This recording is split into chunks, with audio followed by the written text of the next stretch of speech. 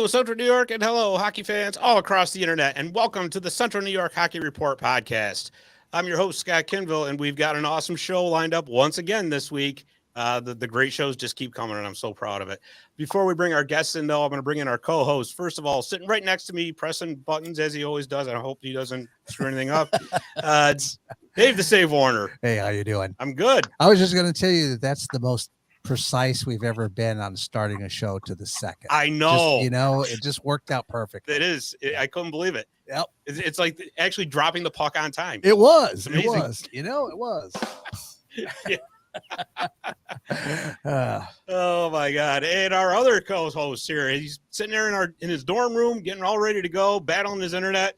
Jordan Brockway. Jordan, how are you? Not bad. Like you said, the internet's bad again. I don't know if the people upstairs did something, but you guys got to stop partying so hard there. Hey, it's not me. Yeah. They're tapping your keg, Jordy. Yeah, that's what they're doing. All right. So I'm going to bring in our guests. So, guys, the Hamilton College Continentals men's hockey team is on a tear this season.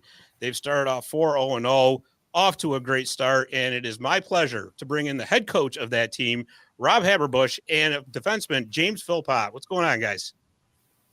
Hey, Scott. Nothing much. How about you? We're just loving it today. It's a nice sunny day out. It's not too cold. It's about 43 out there. It's nice. Yeah. It really is. And I can tell the window in it looks like you got the rink right behind you there, Coach. Yeah, I do. Yeah. That's an awesome setup. I love it. The view. I love it. So, guys, let's just jump right into this. You guys are off to a smoking start. Like I said, 4-0-0. The team looks great. What are some of the keys to this great start that you've had? Well, I think, I'd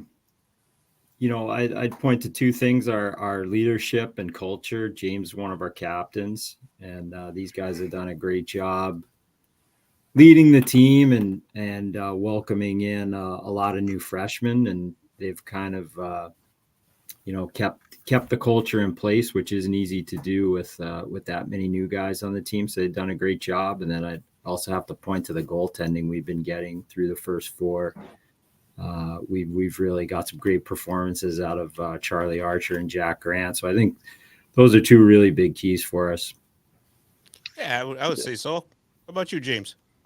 Yeah, I'd have to agree. I think just the culture is something we've really focused on fostering at the beginning of the year, kind of right away in practice, just having competitive practices. And we did bring in 12 freshmen, so that'll help add to some competitiveness. But I think just making sure everybody's competing every day. And I think right off the bat that we've kind of seen the results of that. So I'd say it starts in practice, as cliche as it sounds. But for us, I think can look at it as a result of that.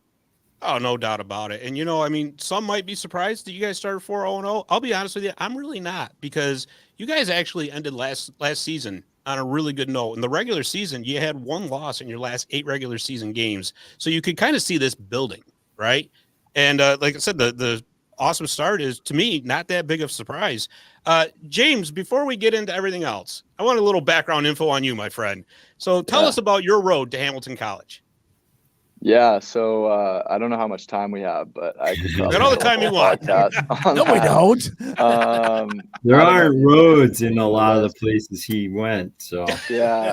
So pretty interesting path. I left the house when I was 18. I wanted to play in the BCHL, which is about as far west as you can get in Canada. I'm from Calgary, Alberta, so that was kind of the most desirable league to play in at the time. I moved over there, got injured right away, kind of bounced around my rookie year, AJHL, SJHL, and then returned to the SJHL my second last year, and then ended up getting traded to La Ronge, which is, I'm sure you're not familiar with Saskatchewan, but it's very north Saskatchewan, almost in the territory range. And that's when I had a coach who goes by the name of Killer Kaminsky. It's kind of a there's the name. Urban legend. One of my Is he a pro wrestler by chance? Pro fighter, actually. In the Nice. NHL. So he was a really good coach, kind of boosted my confidence, and that's when things started to take off. And then COVID hit. We had a really good team, so it was unfortunate to have it ended by COVID. And I was actually coming in to play for Hamilton. I was going to be a senior this year, but just with everything going on with COVID, I decided to defer, and I didn't want my freshman year to be kind of clouded by COVID and everything. So the Maine Nordiques and the Null ended up drafting me, kind of took a chance.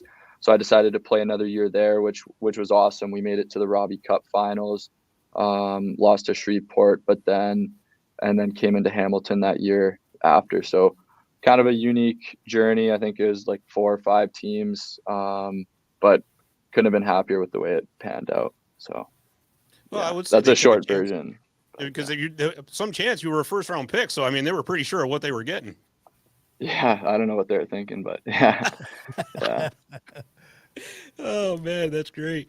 That is great. All right. So rolling back to this season, you guys, by the way, you've got votes in this latest USCHO poll, which congratulations. I personally think you should have got more, but hey, I'm not a voter, so I couldn't do anything about that. But, let's talk about that North Country tournament, because you won it last season and you defended your crown this season in impressive fashion. Your championship game, you beat number 14 Trine 4-0. Jack Grant was spectacular in that game, pitching the shutout. So guys, take us through that game in that tournament. Yeah, so we had a pretty close game with Potsdam in the first round. It was actually tied with 2 minutes to go, and then we scored to go up, and then we got the empty netter. That was a good game. And then Trine is a very good team. We saw them twice last year and lost to them both times out there. So this was, something that we were hoping to kind of see them in the finals there. And we knew it would be a really big challenge, and we played really, really well. They took it to us at the beginning of the game. The first probably 6 minutes was a tough go, but we kind of found our legs and started playing some good hockey against a really good team. So that was, I think kind of an eye opener for all of us about, how good we can be. Yeah. How about you, James? Yeah, I agree with that. It felt like a playoff game. I know a lot of the guys were super up for that game. We try to get up for every game, but that game was special, just kind of given the record and our history with them from last year. So, and just the intensity right off the bat, kind of like Habs was saying, they came out flying, immediately set the tone, and we had to respond. And I think that's when we started to settle in, and it felt like a playoff game. Those are the games that are the most fun to play in. So it was good to come out with the win, and good to get the special teams on board from both ends. Our penalty kill was phenomenal, and then good to get the power play goal to go up 2-0. So Yeah, absolutely. And a lot of folks here in the East really don't know how good the Western end of Division III hockey is. I was talking with Chris Sugar of D3 Hockey News, and he was saying, man, you got to watch out for these Western teams. They're good. And Trine, I think, fits that bill very well. Yeah, I'd agree. I think sometimes those guys get lost out there. It seems like more media coverage of Division III in the East, but last season, I thought Trine was the best team that we played all season long. Yeah. Yeah. Would you agree with that, James? Yeah. It's kind of funny. It's similar to what I found in the Null. We like being in the Null East. You're kind of sheltered, especially during COVID. We only played the other Null East teams, and then when we went to the Robbie Cup and we played Shreveport from the South, but kind of the same thing. You get caught up playing the same teams and kind of just following the same teams that you play, and then all of a sudden you're playing Trine and you're like, holy, like, where did this come from? So no, I agree with that. They play a little bit more of a hard hitting style than some of the teams that we see quite often here, I'd say. Yeah, definitely more of a grinding game out there for sure. Yeah. So James, now that you guys are undefeated so far, you're off to this great start. What's the feeling in the room? So it's good, obviously, but we're trying to stay level-headed. Like, we are 4-0, but we're only 1-0 in the NESCAC conference. So we have 2 big games coming up, 6 points on the line this weekend. And as good as it is to rack up out-of-conference wins, we really need to focus on in-conference games, because those are what ultimately matter in playoffs and seeding. So we have two games against two of the top teams in our conference coming up. So, and we enjoyed it for sure, but now all eyes are focused on Trinity and Wesleyan. Yeah. No doubt about it. Who are coming up next? You guys are hitting the road to go play. So, Coach, we've been talking about the new recruits coming in, and what a class you pulled in. According to neutralzone.net, they are the second highest rated class in all of Division III. So, take us, if you would, through a little bit of the recruiting process to bring those guys in. Yeah, well, it starts. Division III, it's not like Division I, and as far as Division I is recruiting really young kids and committing them for years out in the future, not really knowing when they're going to arrive a lot of times. For us, it's year to year. We're just looking to replace the players that were graduating that year. It does start probably kind of 2 years in advance, just identifying, knowing who's going to be graduating that year, identifying players that could potentially fit that mold, students and players that could be impact players. And then, a lot of that work gets done, kind of over the summer and now in the fall, and then our application periods come in November and January, and trying to yield them at this time of year. So it's, a couple of years in advance, but, kind of this is the time where it really heats up. Yeah, no doubt about it. And James, I'm not going to let you off the hook with all this. So you're up next, my friend. So a third of this roster is actually first-year players. And now you are no longer a young guy. You're a veteran on this team now. So you're one of the team leaders. You're a captain. So how does it feel now to be on the other side of the coin, being the veteran, the quote-unquote old guy, even though you're only 23 years old? Yeah, I mean, if you say only 23 on campus, it's I don't know if I feel that young, but it felt weird at first. But because when I came in, some of the guys I looked up to were juniors, and now kind of being in that age group as a junior, it's different for sure. But it's kind of cool to see the other side of it, to take that leadership role along with my classmates and the seniors. So I think it's something that we've all embraced, and it's been great so far. So kind of cool to see the full circle, nearly, I guess, 3/4 of it. So yeah, it's been great so far. Excellent. And Jordy, I've been doing all the talking here. Was there something that you wanted to ask? Because, by the way, guys, I do tend to do that. My mouth is constantly going. So No. Me? No. Even the coach smiles on that Yeah, one. right. He knows better. Yeah, there's barely enough oxygen in the room here for Dave because I'm taking it all up. So, Jordy? Yeah, I'm muted. There's so much background noise that sometimes I forget. I got no questions yet. Okay, good.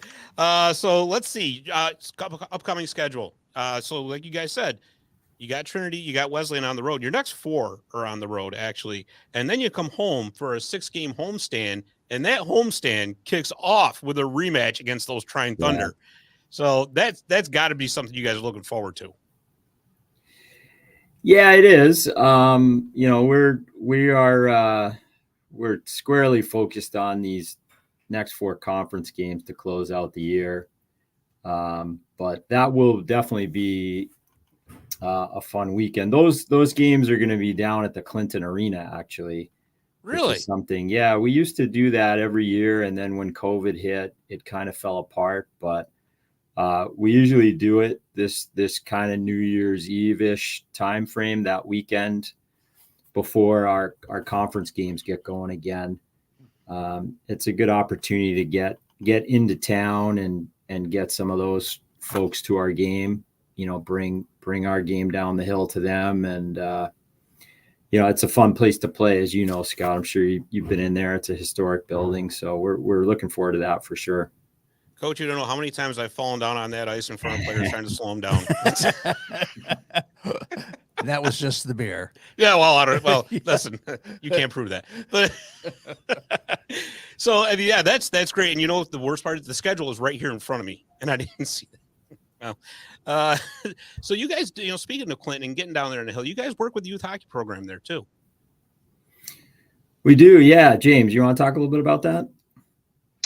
Yeah, so we do kind of like a breaking bread thing where each player is matched up with a family. We had our initial dinner, I think 3 weeks ago, something around there.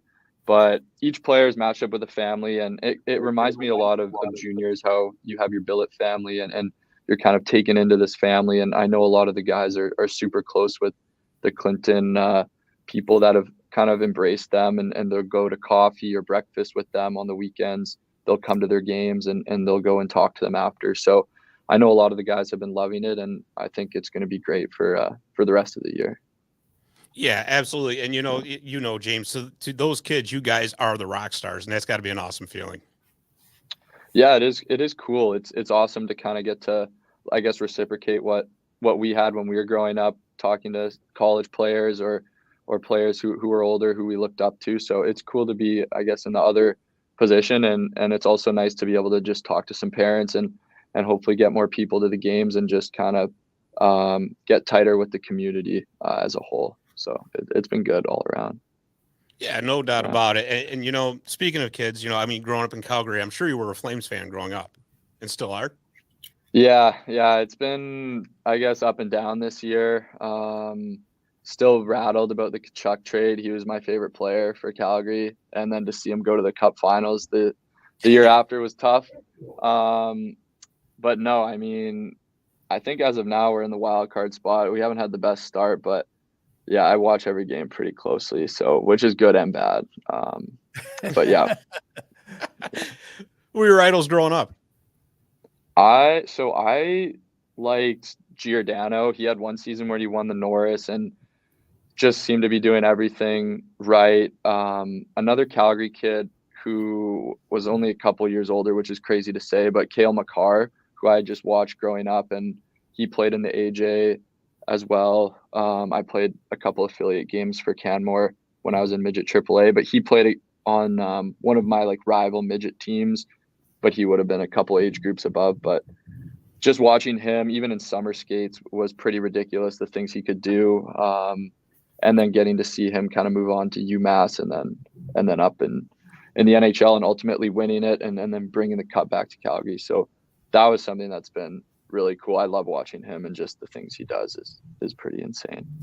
Yeah, no doubt about it. I mean, and for him to make the impact that he did right out of college is extremely impressive. But I'll give you a hint, or I'll tell you how old I am. I mean, I remember watching Joe Nieuwendyk, Al McInnes, Joel Otto, all those guys. Remember when Lanny McDonald won the cup there? So yeah. But so anyways, a little bit closer to home, on the website, and this is really, really nice. The Sage Rink renovation project. Looks like they really, really want to do a lot there. So, Coach, can you expand on that a little bit?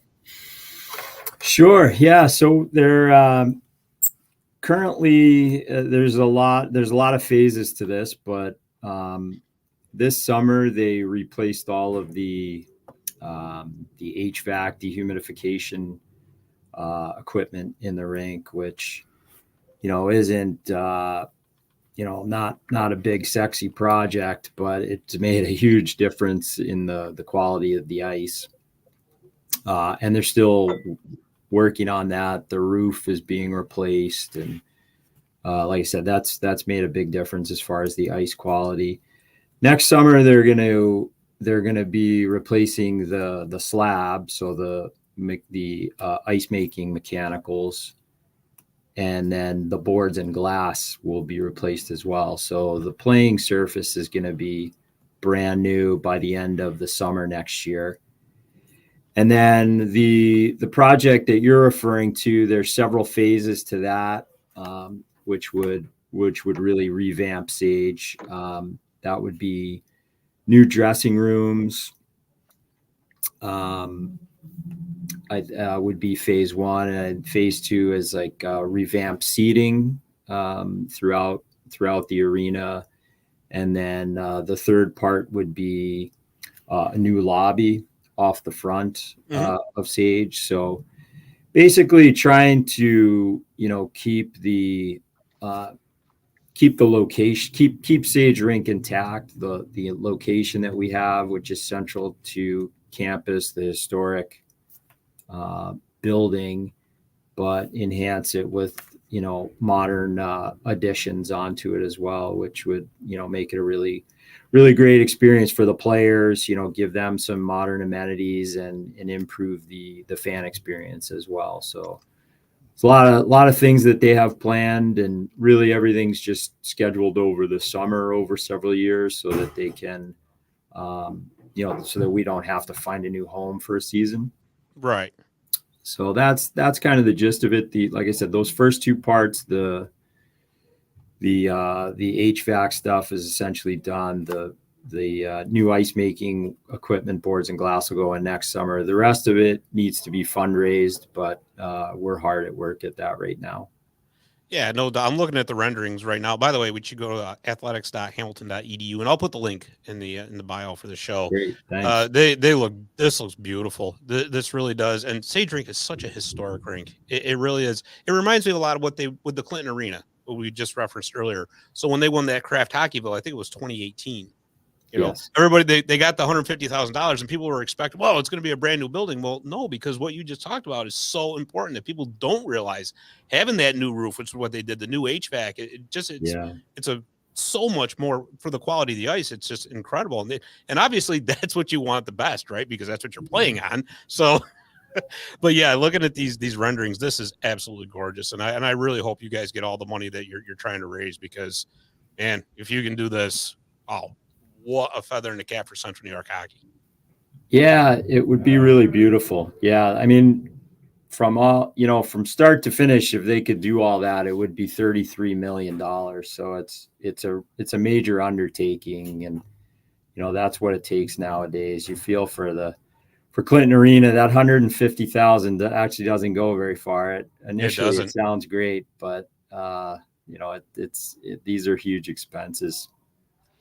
Well, and it doesn't get any cheaper either. It just goes up more and more every year too. Definitely. So for sure.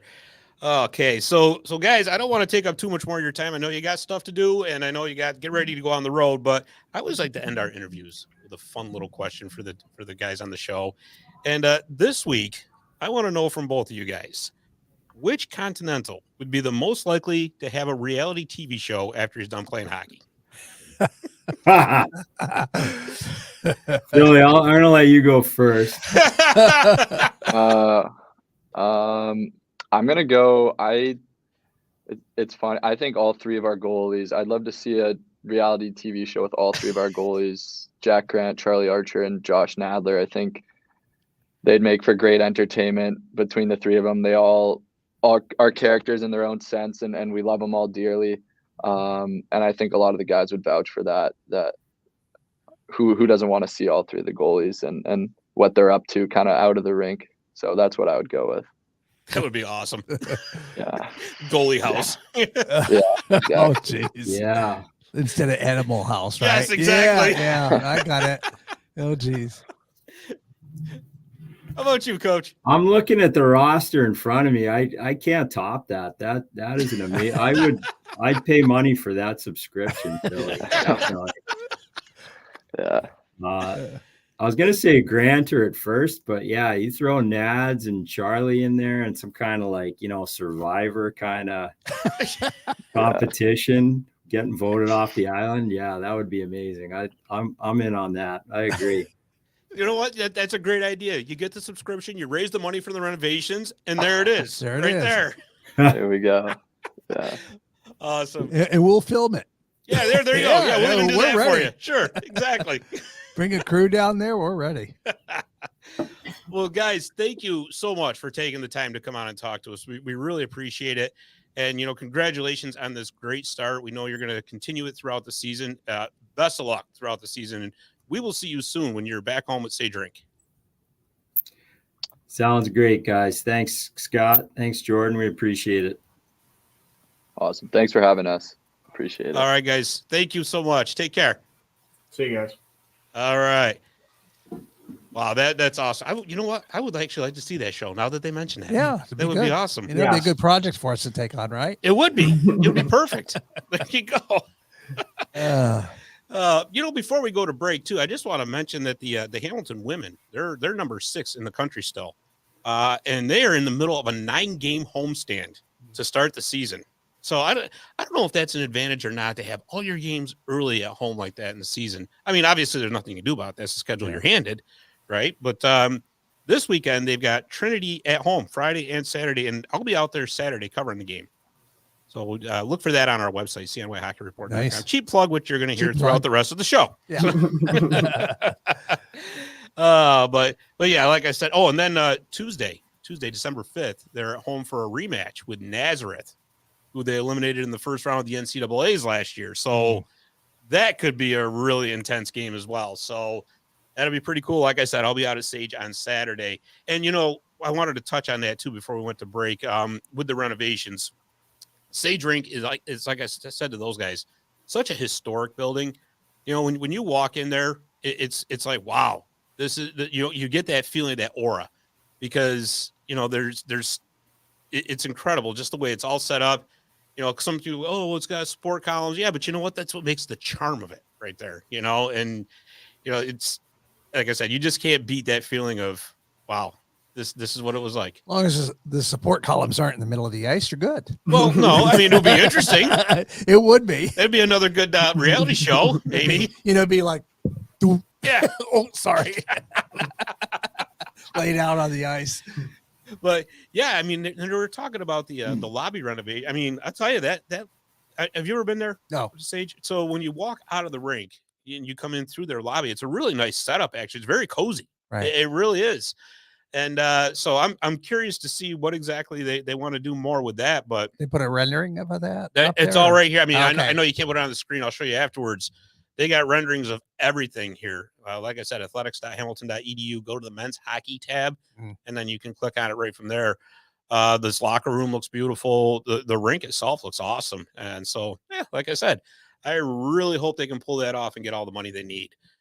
Okay, so speaking of taking up all the oxygen in the room, I need to take a deep breath and get some in my lungs myself. So what we're going to do is we're going to take a quick break, and when we come back, we're going to recap the action in Central New York and look ahead to the weekend. Visit My Little Falls and stay connected with the latest news, information, and events in the city and the area. Our mission is to generate interest in the community and connect residents in a more meaningful way by facilitating deeper conversations about how these stories will shape the future of the Mohawk Valley. Join thousands of weekly visitors who stay up to date with feature stories, interviews, videos, our event calendar, and print publication, The Mohawk Valley Express. It's about timely local news for the community, keeping citizens informed about important issues, telling about the people who live and work here, and giving locally owned businesses the opportunity to reach a very targeted audience of locals and tourists alike. It's a whole new form of media-rich content developed specifically for today's mobile lifestyle and listeners. You can download our iOS app in the iTunes Store, listen to our podcast, or sign up for our weekly email newsletter. Stop by today. You'll be glad you did.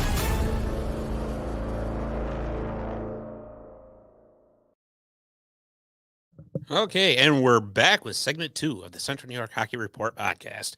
So, Jordy, high school hockey has kicked off in Central New York.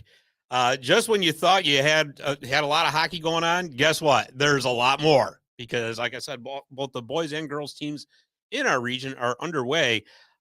We have actually all the schedules for each team on our website. So if you go to that right there, CNYHockeyReport.com, you click on high school and scroll down. We got every single schedule for all the Section 3 teams, which I think is pretty cool. And we also have them included in our score ticker. Now, I kind of want to go over this for a second because if you're on a laptop or if you're on a desktop, the score ticker pops right up across the top of the screen. Now, Dave and I have been working on, if you're on a mobile phone like mine right here, and you probably can't see it too well. Well, they don't have to see it. Well, if you're watching on YouTube. Yeah. Well, all right. So you see how I got it right there? It doesn't show up. This is a glitch we've been trying to work out. It's just not going to happen. It's not us. But if you turn it sideways, I'm trying to get around the glare here. There. You'll see that. You can see it at the top. Right across the top there. So, yeah, I wanted to address that because I kind of feel bad because I've actually gotten a couple of people get a hold of me and said, hey, you said you got this score ticker. I pulled it up on my phone. It's not there. Yeah. which I can understand that frustration because trust me, it frustrates me too. I think it's But- whoever did the template, the base Probably. template. They just thought, who would want this on mobile? Yeah, like Everybody. Yeah, I was just gonna say, like 99% of the Yeah, population exactly. would, you know, but Yeah, I can tell you that Dave did not build that template. So I did not. You know, Would have worked better. yeah, there we go. I had to do that for Jordy. Yeah. So Jordy, lots of college action to go over. So we're going to start off with Colgate. The Colgate men have got their big annual home and home series with the Cornell Big Red this weekend. Cornell's ranked 16th in the country. Tough team, tough matchup here for the Raiders. Friday night they're at Colgate, and then Saturday night they go down to Cornell down there in Ithaca. So, but here's the thing, right? Last season the Raiders played them tough. They tied them, and I think they lost in overtime. And Cornell, I think they were ranked 8th at the time, I believe, something like that. So, listen, this is a great opportunity for the Raiders. You pick up a win or you pick up a tie here, you start raising your profile.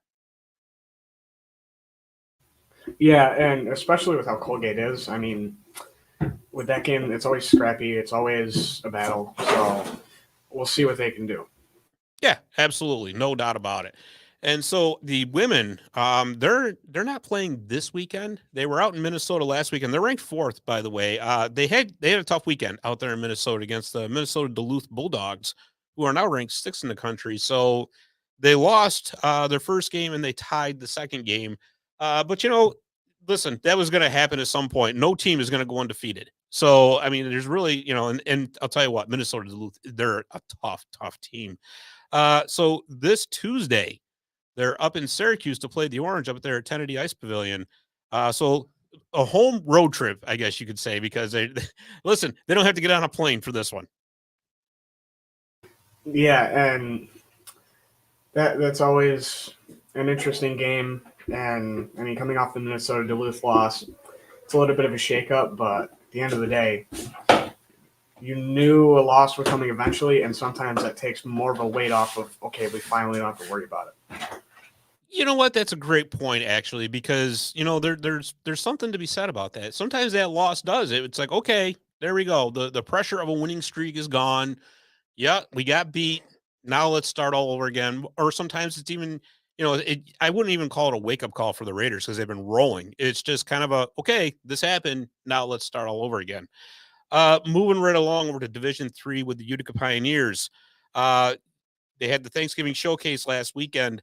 They tied St. John's actually in the first game, but won in the shootout to advance to the championship game, where they lost to a very, very good Elmira team. Elmira made a huge jump in the ratings this week. They were unranked last week, which I actually thought they should have been in the poll, but they weren't. This week they're number 7. The Pioneers are only playing the men. That is, they're number 4 in the country. They're only playing once. They're playing Friday night, the big annual Teddy Bear Toss game at the Adirondack Bank Center.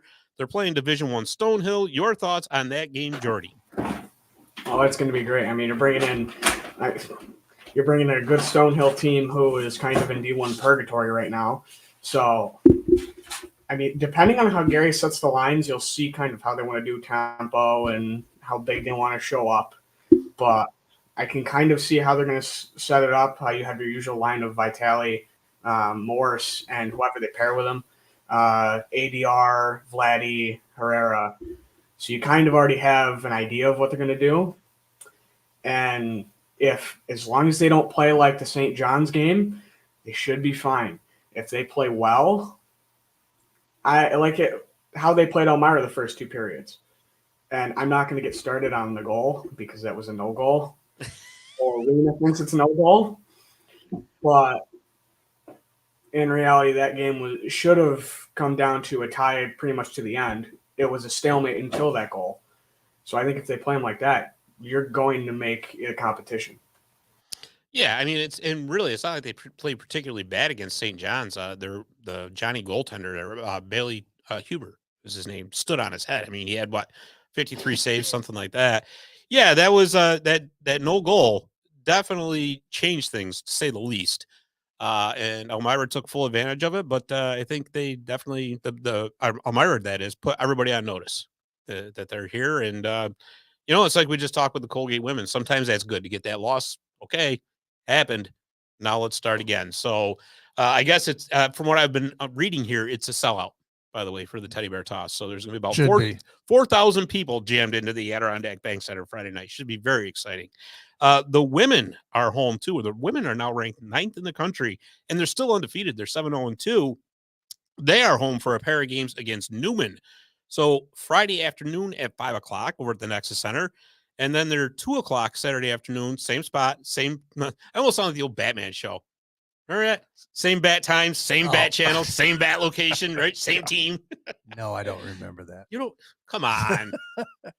Work with me here. Before my time. It was not before your time. After my time, then.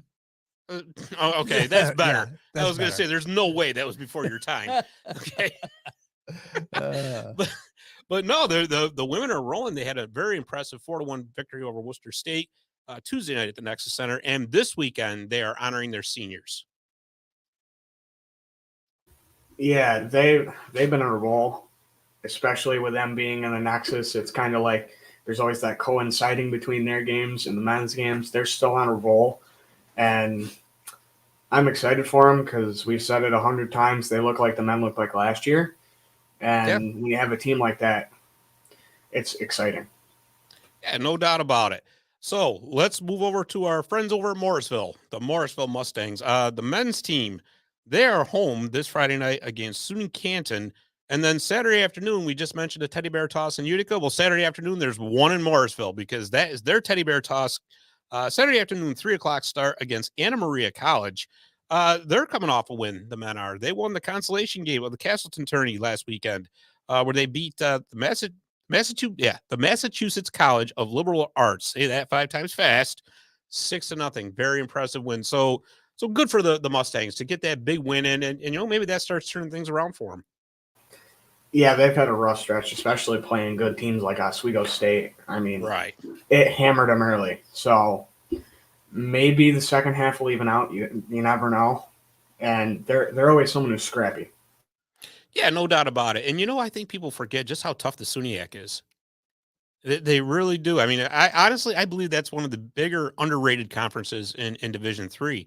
You know, you got teams like Plattsburgh, who they've already played.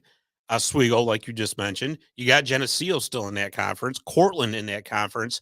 There are a lot of tough teams. So, I mean, listen, there is no easy game in the SUNYAC for those guys. And but again, you get that big win like that on the road, and especially a dominating win as it was, that gives the team some confidence moving forward, and we'll see what they can do.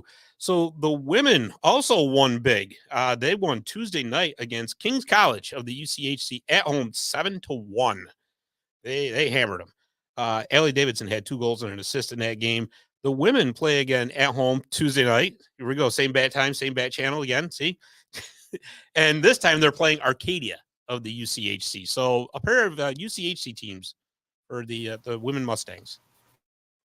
Yeah, Arcadia, I mean, both teams from the show are a little sneaky. So they're a team I'm keeping an eye on, even especially since they're out of our conference.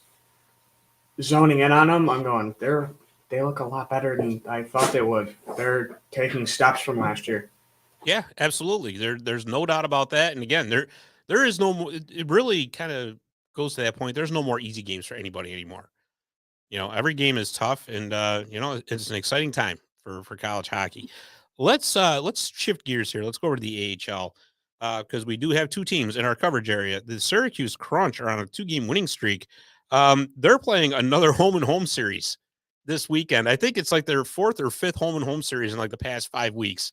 It's been kind of like their jam as of late. This time they're taking on the Toronto Marlies. Friday night is in Syracuse. Saturday, of course, is up in Toronto. The Crunch are second in the North Division, and they're only 3 points behind the surprising Cleveland Monsters for first. Thoughts on the Crunch? Yeah, they're playing a great game. I mean, with a little bit of movements recently, they're acting like it's no big deal, and they're showing up and showing out. Yeah, no doubt about it. And I tell you, Coach Bouchard's got him playing excellent hockey. He really does. You know, I've said this before with the losses they had off that roster coming into this season. You know, you were thinking, this might be a tough season for the Crunch, but so far, so good. And like I said, just hats off to the team, just playing an entire team structure. The power play has been really good. Jack Thompson's been excellent on the power play for him. So, hopefully for them, they can keep it up against Toronto. And let's talk about the Comets for a minute. The Comets are kind of in the opposite direction right now. They have lost 3 in a row. They've scored 3 goals over their last 3 games, coming off 2 shutouts, one of them to the Crunch, one of them to Springfield, out there in Springfield, Mass. They lost Wednesday night, so we're recording on Thursday, so it'll be last night, 6-3 to the Belleville Senators, who were in last place in the division. Kind of a tough stretch here, but the good news for the Comets is they got some players back. Max Willman is back from New Jersey. Tobias Villan is back from Adirondack. They have called up Yoshi Hirano, who he's a big player. He's 6'2", 220. He's got some pro experience. Set him up in front of the net for the power play. He could help out because he did have 3 power play goals with the Thunder this season so far. And as we know, the power play does need help. And let's talk about that big trade that went down. Tice Thompson was in his 3rd season for the Devils Comets organization. He was traded to the New York Islanders for Arnon Durando. So let's talk about that for a second, Jordy. So watching Tice, I mean, when they kept him up for forever before the season started, you could kind of tell that this is your last chance. If you don't show up and show out, there's going to be something that happens, whether he was going to leave or be traded. So I had an idea this was coming, and we discussed it earlier in the season that this was a possibility. Seeing it happen like that with no warning is a little surprising. I thought you would have at least heard, hey, Tice is getting his name shopped. But it makes sense why they do it. And while I don't know much about the return yet, I haven't studied and looked into the player and the one-on-one swap. Hopefully this works out well for the Comets. Well, I did a little bit on it. And before I get into that, I just wanted to, with Thompson, I think he was just in desperate need of a change of scenery. I really do. With the logjam in New Jersey, it was going to be really hard for him to crack the NHL lineup up there.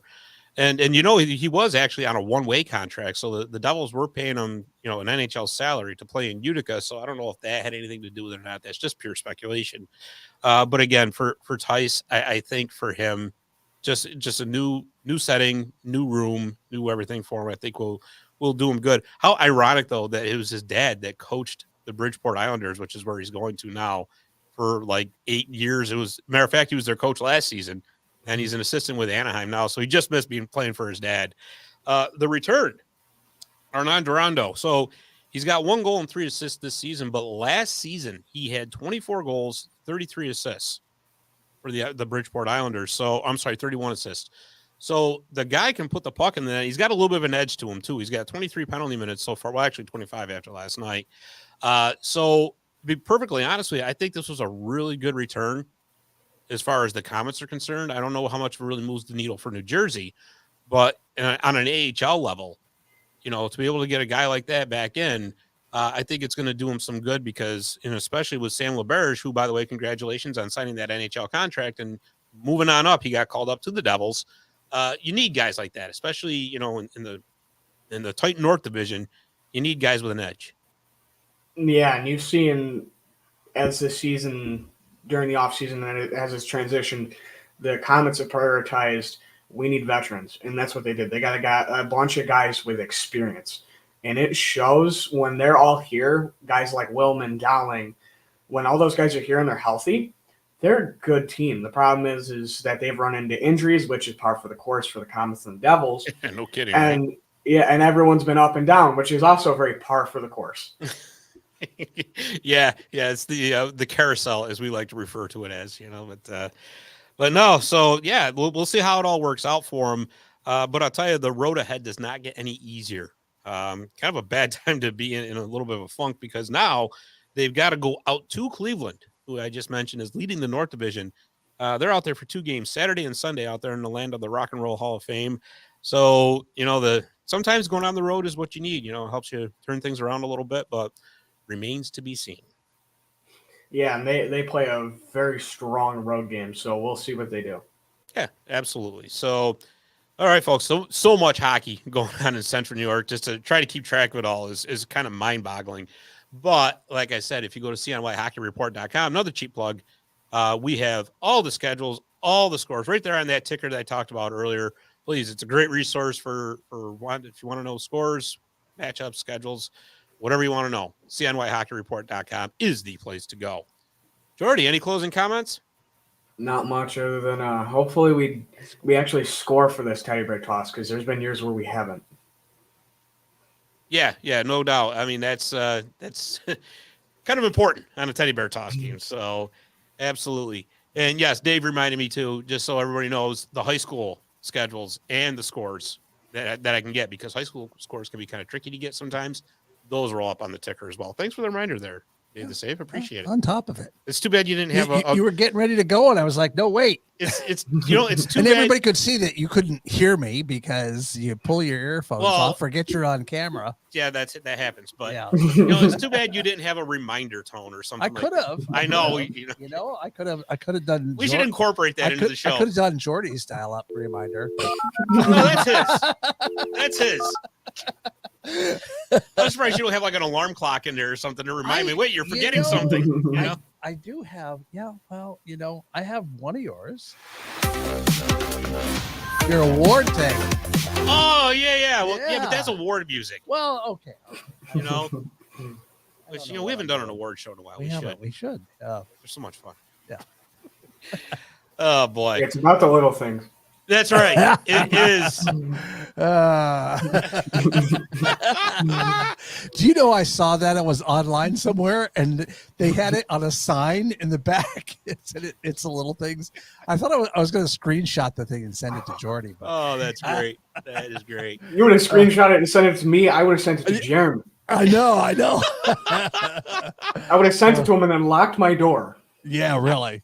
And barricaded on top of that. Yes. All right.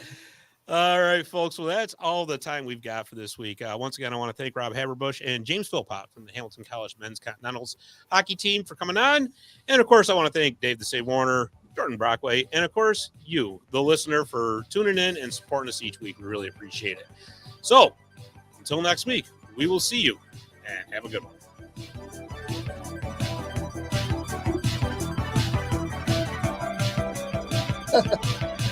Here we go.